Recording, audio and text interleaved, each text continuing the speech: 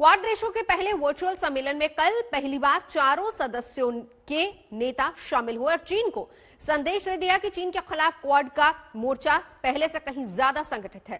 Quad देशों में 4 देश हैं जिसमें भारत, अमेरिका, ऑस्ट्रेलिया और जापान आते हैं। ये सभी देश चीन के विस्तारवाद के खिलाफ एकजुट हैं। It is good to be among the friends. We are united. Our commitment, free, open and inclusive Indo-Pacific. We will work together closer than ever before. A secure, stable and prosperous Indo-Pacific.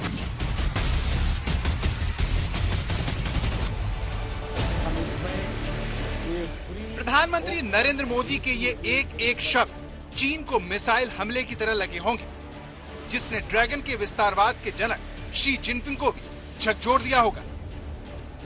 पूर्वी लद्दाख में भारत को आंख दिखाने की जुर्रत चीन को इतनी भारी पड़ेगी, उसने कभी सोचा भी नहीं होगा। एलएसी पर हिंदुस्तान के जोरदार पलटवार की तरह भारत ने चीन की मजबूत घेराबंदी का पूरा इंतजाम कर लिया है। इसी सिलसिले में क्वाड की पहली बैठक हुई। क्वाड यानी क्वाड्रिलेटरल सिक्योरिटी डायलॉग, जिसके 4 सदस्य हैं, भारत, अमेरिका, जापान और ऑस्ट्रेलिया, जिसका मकसद चीन के विस्तारवाद पर लगाम लगाना है। क्वाड की स्थापना साल 2007 में हुई, लेकिन 2017 में इसे फिर से पुनर्गठित किया गया और आज पहली बार चारों देशों के प्रमुखों ने वर्चुअल मुलाकात की। At the meeting, the 4 countries emphasized their commitment to the principles that unite us and underpin all our national experiences, our shared belief in democracy. The 4 leaders did talk about an in-person meeting. There was agreement that there would be a Quad in-person meeting sometime later this year. For this initiative. प्रधानमंत्री नरेंद्र मोदी ने इस बैठक में सिर्फ 2 minute का शुरुआती बयान दिया, लेकिन कम शब्दों में उन्होंने चीन को साफ साफ बता दिया कि अब उसकी दादागिरी नहीं चलेगी। It is good to be among the friends. We are united by our democratic values and our commitment to a free, open and inclusive Indo-Pacific. प्रधानमंत्री ने एक शब्द सोच समझकर चुने, क्योंकि पीएम मोदी ने जिन देशों को दोस्त कहकर बुलाया, उनका चीन से झगड़ा जगजाहिर है। चीन भारत के साथ सीमा विवाद में उलझा है, तो अमेरिका के साथ उसकी ट्रेड वॉर चल रही है। द्वीपों को लेकर उसका जापान से झगड़ा है, तो ऑस्ट्रेलिया के साथ कूटनीतिक लड़ाई है। ऐसे 3 देशों के साथ भारत कंधे से कंधा मिलाकर आगे बढ़ने जा रहा है, जिसका ऐलान खुद प्रधानमंत्री नरेंद्र मोदी ने किया। We will work together closer than ever before for advancing our shared values and promoting a secure, stable and prosperous Indo-Pacific. दक्षिण चीन सागर से लेकर हिंद महासागर तक चीन अपनी ताकत के बल पर अतिक्रमण कर रहा है। इस वजह से चीन के खिलाफ दुनिया भर में जबरदस्त गुस्सा है, लेकिन उसके छोटे और कमजोर पड़ोसी डर की वजह से खुद को बेबस महसूस कर रहे हैं। लेकिन जिस तरह से भारत ने पूर्वी लद्दाख में चीन को पीछे धकेला, उसने क्वाड के जरिए चीन को उसकी जगह दिखाने के मकसद को नई जान दे दी। Today's summit meeting shows that Quad has come of age. It will now remain an important pillar of stability in the region.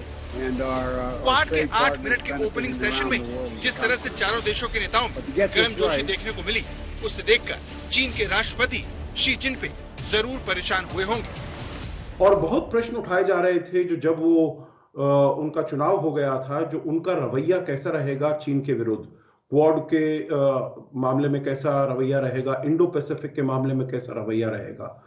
और अब ये जो उन्होंने 2 महीने के अंदर ही जो समिट किया है, शिखर सम्मेलन किया है, इससे बिल्कुल यही मालूम चलता है जो अमेरिका क्वाड और इंडो पैसिफिक को पूरी तरीके से सपोर्ट करता है। तो इसीलिए इसका जो महत्व है एकदम इतना ऐतिहासिक हो जाता है, जो ये चारों देश मिलकर चीन के विरुद्ध, उसके विरुद्ध पुशबैक कर रहे हैं। लेकिन सवाल यह है कि क्वाड क्या चीन की दादागिरी को पूरी तरह खत्म कर सकता है, और चीन के साथ सीमा विवाद सुलझाने में क्वाड किस तरह से मददगार साबित होगा। भारत के लिए क्वाड क्यों जरूरी है, इस बारे में समझने के लिए आपको चीन की प्रतिक्रिया को सुनना होगा, जिसमें उसका खौफ साफ नजर आता है। क्वाड नेताओं के पहले सम्मेलन के बारे में पूछे जाने पर चीन के विदेश मंत्रालय के प्रवक्ता झाओ लिजियान ने कहा, हमें उम्मीद है कि संबंधित देश इस बात को ध्यान में रखेंगे कि क्षेत्रीय देशों के समान हितों में खुलेपन, समावेशीकरण और लाभकारी सहयोग के सिद्धांतों को बरकरार रखा जाए और ऐसी चीजों की जाए जो विरोधाभासी होने के बजाय क्षेत्रीय शांति, स्थिरता और समृद्धि के लिए हितकारी हो। क्वाड को लेकर चीन के परेशान होने की वजह भी है, क्योंकि चारों देश पहले कभी इतने करीब नहीं आए। नेताओं से पहले भारत, अमेरिका, ऑस्ट्रेलिया और जापान की सेनाएं समंदर में चीन को रोकने का अभ्यास कर चुकी हैं। लेकिन क्वाड का मकसद सिर्फ चीन की सैन्य ताकत को जवाब देना नहीं है, बल्कि चारों महाशक्तियां चीन पर निर्भरता खत्म कर उसे आर्थिक चोट देने की कोशिश कर रही हैं। आज तक ब्यूरो। पाकिस्तान से लौटी गीता तो आपको याद ही होगी, बोल सुन नहीं पा रही थी वो, और पिछले 5 साल से चल रही गीता के परिवार को खोजने की कोशिश आखिरकार कामयाब होती नजर आ रही है। पर क्या महाराष्ट्र के परभणी का परिवार वाकई गीता का असली परिवार है? इसकी पुष्टि डीएनए टेस्ट के बाद ही होगी।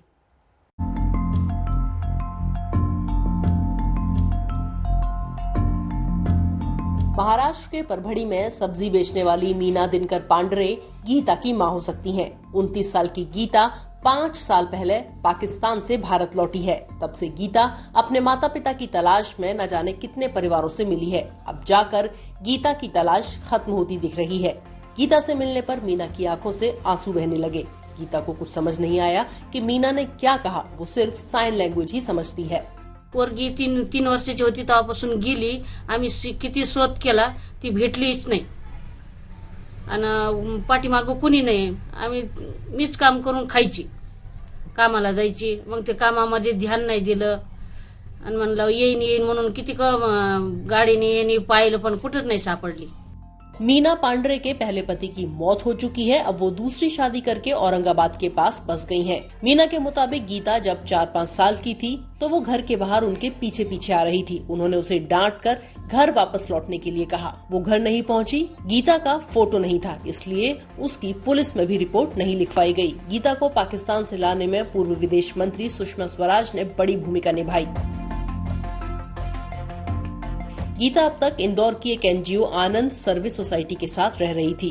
उस एनजीओ ने गीता को अब परभणी की एक एनजीओ पहल के पास छोड़ दिया है, जहां वो साइन लैंग्वेज सीख रही है। उसकी मतलब अभी जो जिंतूर की जो एक फैमिली है, उन्होंने बोला है कि वो हमारी बेटी है। तो उसकी एक जो दादी है, उन्होंने बोला कि उसके पेट पे एक जले हुआ एक निशान है।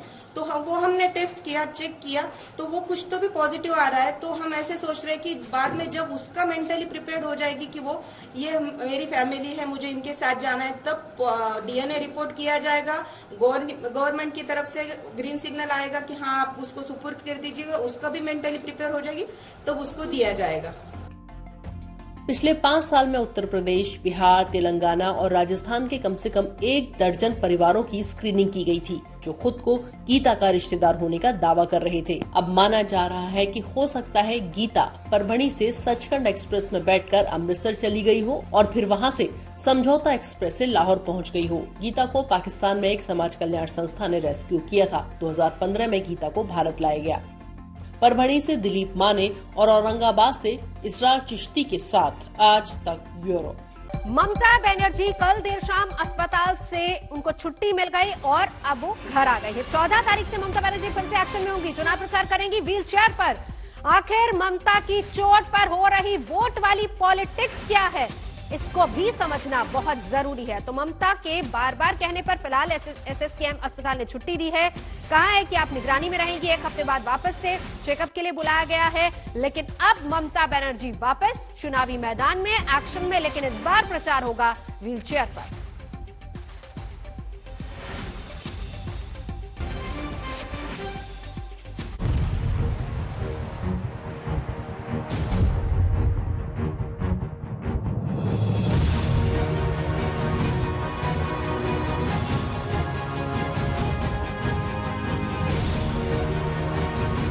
चोटिल ममता बनर्जी पर आज दिन भर सियासत होती रही। सड़कों पर ममता समर्थक प्रदर्शन करते रहे तो टीएमसी से लेकर बीजेपी तक अपने अपने दावों के साथ चुनाव आयोग के दरवाजे पर दस्तक देती रही। आज टीएमसी ने चुनाव आयोग को ज्ञापन देकर ममता पर हमले की हाई लेवल इन्वेस्टिगेशन की मांग की। वहीं बीजेपी ने चुनाव आयोग के पास अपना पक्ष रखा। মুখ্যমন্ত্রী গাড়িটা কোনো পোস্টে ধাক্কা মারেনি, গাড়িটা জোর করে বন্ধ করে দেওয়া হয়েছিল। এটা একটা কনস্পিরেসি।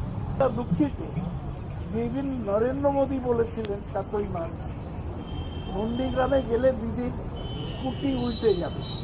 আমরা দাবি করেছি যে আপনি যে রিপোর্ট দিচ্ছেন এটা যথেষ্ট নয়, আপনি একটা হাই লেভেল এনকোয়ারি করুন। We have also said that since the security was that of the chief minister, the driver was that of the chief minister, these people should be questioned and the truth must come out. Mamata Banerjee ने हमले का आरोप लगाया है और चुनाव आयोग ने हमले पर रिपोर्ट मांगी है, लेकिन रिपोर्ट से पहले टीएमसी और बीजेपी की अपनी अपनी दलीलें हैं। If the door has hit a pillar, then there would be a scratch in the dent or scratch. But nothing is like that. Around this spot. There is nothing. Enter in the door, there is no scratch, no dent. So how a pillar can? The door was hit by a pillar? Actually, the door was hit by some few person who pushed it from behind. हम भी ये चाहते हैं कि election commission जो उम्मीदवार के साथ वीडियोग्राफी होती है उस वीडियोग्राफी को सार्वजनिक करना चाहिए। और मैं समझता हूं कि ममता जी ने ये कहकर कि मुझ पर हमला हुआ है, पूरे नंदीग्राम की जनता का अपमान किया है और नंदीग्राम की जनता इसका चुनाव में बदला लेगी। जैसे जैसे चुनाव की डेट करीब आ रही है, चोट पर वोट का सियासी खेल भी शुरू हो गया है। ममता बनर्जी पर हुए हमले को लेकर विपक्ष एक सुर में, बीजेपी पर हमलावर है। और तो और झारखंड के मुख्यमंत्री हेमंत सोरेन से ममता की बातचीत हुई। क्या बात हुई, हेमंत सोरेन ने आज तक को बताया। टीएमसी सुप्रीमो बंगाल के मुख्यमंत्री ममता बनर्जी जी ने समर्थन का आग्रह किया था और फोन किया था, फोन भी किया, उन्होंने पत्र भी लिखा है और इस विषय पर हमारे पार्टी सुप्रीमो से चर्चा भी हुई और काफी विचार मंथन के उपरांत पार्टी सुप्रीमो ने उस दल को समर्थन देने के लिए वहां पर सहमति जताई है। ममता बनर्जी 14 मार्च से चुनावी अभियान शुरू करेंगे। पहले घोषणा पत्र और फिर रैली करेंगे। प्लान यह है कि वो व्हील चेयर पर प्रचार के लिए जाएंगे। लेकिन क्या ममता को लगी चोट से बंगाल के सियासी समीकरण बदल सकते हैं? अभी हॉस्पिटल से रिलीज हो सकता है और अभी पहले जो स्थिति था इस समय पहले से बेहतर है, लेकिन अभी भी प्लास्टर है, प्लास्टर चेंज किया है, प्लास्टर नया प्लास्टर लगाया और अभी इस समय ममता बनर्जी व्हील चेयर भी रेडी रखा गया है। लेकिन व्हील चेयर से मतलब कितना कैंपेन कर सकेंगे? ममता बनर्जी हम देखते रहते हैं कि स्टेज में कितना सक्रिय रहती हैं, कैसे मास कम्युनिकेट करते हैं। वो व्हील चेयर में इसके पहले व्हील चेयर में कैंपेन करना पश्चिम बंगाल में कोई नेता को हम देखे नहीं है। तो इसीलिए व्हील चेयर में कितना कम्युनिकेशन होगा? 10 सभा के जगह 2 सभा हो सकता है। अगर ममता बनर्जी के अतीत में झांके तो जब उन पर हमला हुआ वो पहले से ज्यादा ताकतवर होकर उभरी हैं। 16 अगस्त 1990 को ममता बनर्जी पर जानलेवा हमला हुआ। सीपीआईएम के वर्कर लालू आलम ने किया था ममता पर हमला। हमले के वक्त ममता बनर्जी यूथ कांग्रेस की लीडर थी। हमले के बाद कांग्रेस की फायर ब्रांड नेता के रूप में उभरी।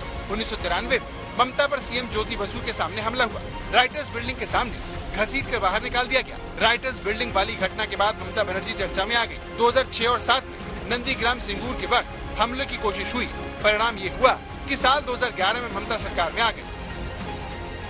ये तब है जब ममता के पैर में प्लास्टर है। डॉक्टरों ने 1 हफ्ते और रेस्ट की सलाह दी थी। 48 घंटे और निगरानी में रखना चाहते थे, लेकिन ममता बनर्जी के कहने पर हॉस्पिटल से छुट्टी दी गई। 1 हफ्ते बाद फिर ममता बनर्जी का चेकअप होगा।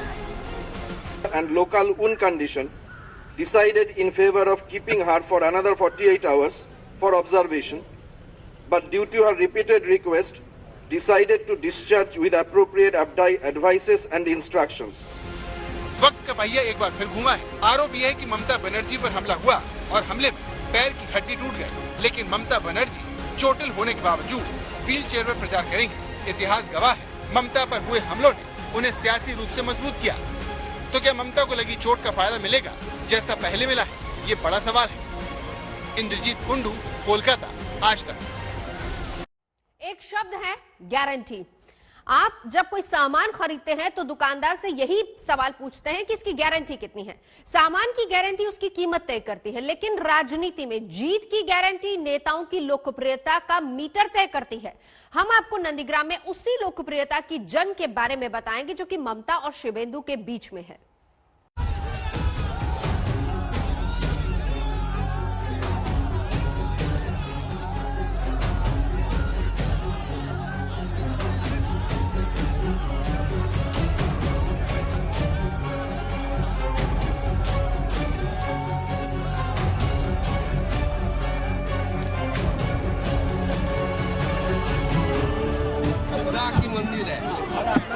ये हर साल नॉमिनेशन तो ये पहले नॉमिनेशन मेरा नहीं है। नॉमिनेशन ये आस्था का केंद्र है, इसमें नया कोई बात नहीं। बंगाल के सबसे बड़े मुकाबले का पार्ट 2 संस्करण इन्हीं तस्वीरों के साथ शुरू हुआ। शुभेंदु अधिकारी ने पहले मंदिर में पूजा अर्चना की, मंदिर में आशीर्वाद लिया। भक्ति के बाद नंदीग्राम की सड़कों पर शक्ति प्रदर्शन का नंबर आया। नंदीग्राम के दंगल को आप इसी से समझ सकते हैं कि केंद्रीय मंत्री स्मृति ईरानी और धर्मेंद्र प्रधान जैसे नेता दिल्ली से पहुंचे शुभेंदु का पर्चा भरवाने। शक्ति प्रदर्शन के बाद शुभेंदु ने पर्चा भरा। एक दिलचस्प मुकाबला यहाँ पे होने वाला है, नंदीग्राम का प्रेस्टीज बैटल जिसे कहा जाता है, क्योंकि शुभेंदु अधिकारी 2016 तो पिछले विधानसभा चुनाव में इस सीट को 67% वोट से जीते थे और इस बार उनको टक्कर दे रहे हैं खुद मुख्यमंत्री और तृणमूल कांग्रेस सुप्रीमो ममता बनर्जी। नंदीग्राम के लिए ये चुनाव एकदम अलग है, क्योंकि नंदीग्राम के सबसे बड़े मुकाबले के खिलाड़ी बदल गए हैं। नंदीग्राम में सियासी भिड़ंत के कायदे और कानून एकदम बदल गए हैं। सबसे पहले नंदीग्राम की चुनावी भिड़ंत का मतलब समझिए। इस बार नंदीग्राम का खेल कैसे बदला हुआ होगा। ममता के विश्वास पात्र थे शुभेंदु, ममता के खिलाफ चुनावी योद्धा। टीएमसी से शुभेंदु चुनाव जीते, बीजेपी से चुनाव लड़ रहे शुभेंदु। बूथ बूथ पर मजबूत थी टीएमसी, बूथ बूथ पर शुभेंदु सेंध लगाएंगे। शुभेंदु के भरोसे थी ममता बनर्जी। बीजेपी को अब शुभेंदु का सहारा। टीएमसी वर्कर ने चुनाव लड़ा, खुद ममता बनर्जी मैदान में है। चुनावी दंगल के खिलाड़ी बदले तो चुनावी मुद्दे भी बदल गए। जो शुभेंदु अधिकारी बीते चुनाव तक ममता बनर्जी का नाम लेकर टीएमसी का झंडा उठाकर वोट मांगते थे, आज वही शुभेंदु नए अवतार में दिख रहे हैं। शुभेंदु का नारा बदल गया, शुभेंदु का नेता बदल गया। ये तृणमूल कांग्रेस একটা প্রাইভেট লিমিটেড কোম্পানিতে পরিণত হয়েছে এবং এর রাজনৈতিক বিশ্বাসযোগ্যতা পশ্চিমবঙ্গে শেষ হয়ে গেছে এবং এই একটি দলে তার নেত্রী এবং তার যে ভাইপো এর বাইরে বাকি কারোরই কোনো সম্মান নেই, মর্যাদা নেই, অধিকার নেই, কথা বলার জায়গা নেই, সিদ্ধান্তে নীতিতে অংশগ্রহণ করার সুযোগ নেই। অর্থাৎ বাকি সবাই ল্যাম্পপোস্ট এবং এই জায়গা থেকে বাংলাকে উদ্ধার করার লক্ষ্য নিয়ে আমরা নেমেছি। सियासत में कोई स्थायी दोस्त या दुश्मन नहीं होता। आज बंगाल की सियासी तस्वीर इसका सबूत है। 2019 तक शुभेंदु बीजेपी की हार और टीएमसी की जीत के पक्ष में सियासी हुंकार भरते हैं, लेकिन ममता की उंगली पकड़कर सियासत की सीढ़ी चढ़ने वाले वही शुभेंदु अधिकारी अब ममता को हराने का दम भर रहे हैं। यानी कल तक जो सियासी दुश्मन था, अब वही दोस्त है। নন্দীগ্রাম সিটটা তখন খালি ছিল কি ছিল না, তখন কিন্তু আমি বলেছিলাম নন্দীগ্রামে যদি আমি দাঁড়াই কেমন হবে। আমি দেখলাম আপনারা কি বলেন, তো আপনারা বললেন খুব ভালো হবে। মনে রাখবেন আমার দু চোখ নন্দীগ্রাম। আমি বারবার বলি ভুলতে পারি সবার নাম, ভুলবো না কো নন্দীগ্রাम। दीदी वहाँ पे किराए में घर खोला है 2 महीने के लिए, 1 महीने के लिए। वो आउटसाइडर है, she is outsider, Shubhendu is insider, insider will win. Shubhendu Adhikari ने नंदीग्राम से पर्चा भर दिया, लेकिन ममता के खिलाफ सियासी लड़ाई किस लाइन पर लड़ी जाएगी ये केंद्रीय मंत्री स्मृति ईरानी के नारे से समझ सकते हैं। বলেছে এখন নন্দীগ্রাম সবার মুখে জয় শ্রীরাম, জয় শ্রীরাম, জয় জয় শ্রীরাম। বলো, বলছে এবার নন্দীগ্রাম সবার মুখে, বলছে এখন নন্দীগ্রাম সবার মুখে, সবার মুখে, সবার মুখে। यहाँ सिर्फ जय श्री राम का नारा सियासी मुद्दा नहीं, बल्कि सबसे बड़े दंगल में आमने सामने चुनाव लड़ रहे योद्धाओं के बीच भी धर्म युद्ध वाला युद्ध चल रहा है।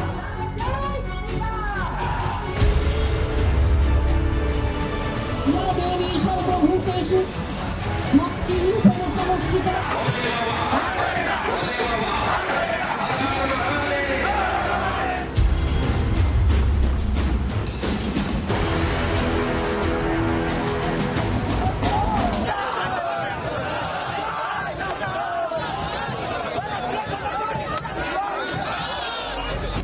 ममता का या देवी सर्वभूतेषु, शुभेंदु का हर हर बम बम। जीतेगी ममता? हाँ, एकदम जीतेगी, फुल सपोर्ट है। फुल सपोर्ट है। महिलाओं के लिए आपको क्या लगता है, महिला मुख्यमंत्री होना जरूरी है यहाँ पे? है, एकदम। बहुत उत्साह है कार्यकर्ता के अंदर, जो इतने साल के प्रतीक्षा के बाद सब आए हैं, आज के सुदिन आए हैं। बात नहीं, हम लोग आ रहे हैं, हम लोग दूसरे से ज्यादा सीट लेके आ रहे हैं, हल्दिया भी जीत रहा है। नंदीग्राम का सियासी दंगल सबसे अहम है, क्योंकि बंगाल की सत्ता की चाबी यही है। ममता ने अपने सियासी सफर के सबसे कठिन चुनाव के इम्तिहान के लिए नंदीग्राम को चुना, तो बीजेपी ने शुभेंदु पर दाम लगाया। अब जनता को तय करना है कौन होगा नंदीग्राम का असली नायक। सूर्याग्नि रॉय, इंद्रजीत कुंडू और चित्रा त्रिपाठी के साथ अनुपम मिश्र, हल्दिया, आज तक।